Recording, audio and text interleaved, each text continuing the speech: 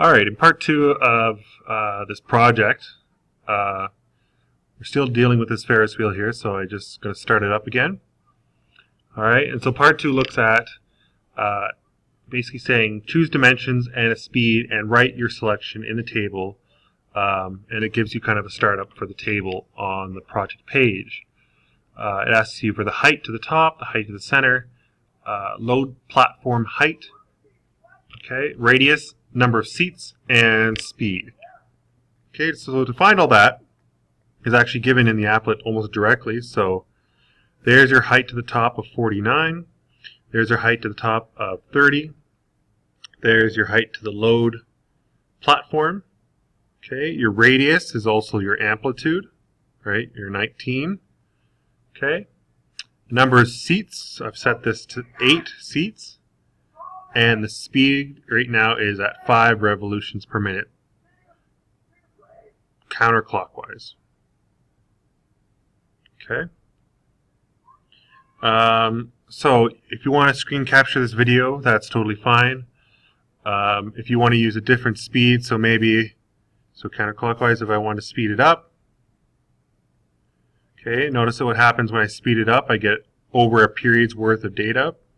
Okay, it goes through one full cycle a lot faster, but if this is a reality, this might actually be too fast for people on the ride, and they might actually get quite sick. Okay, if you want to go the reverse, just notice how the function kind of flipped there, had a reflection, okay, and the revolutions per minute have changed.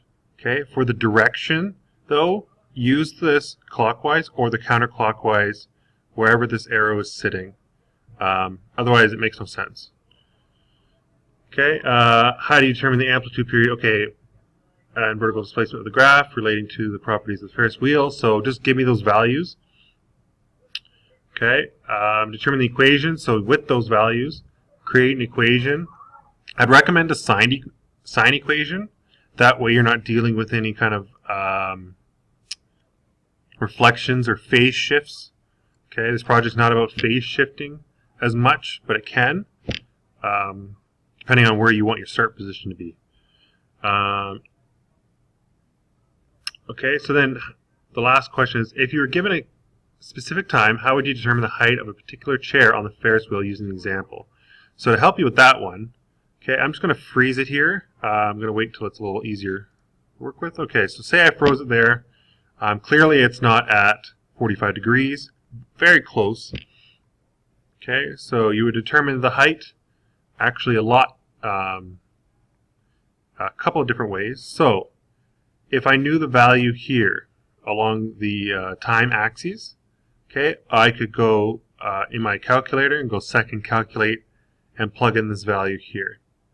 Okay, because remember at this point you've generated your equation, so I would actually plot your equation in your calculator as y1, know this value, okay, and go second calculate value if we know this value.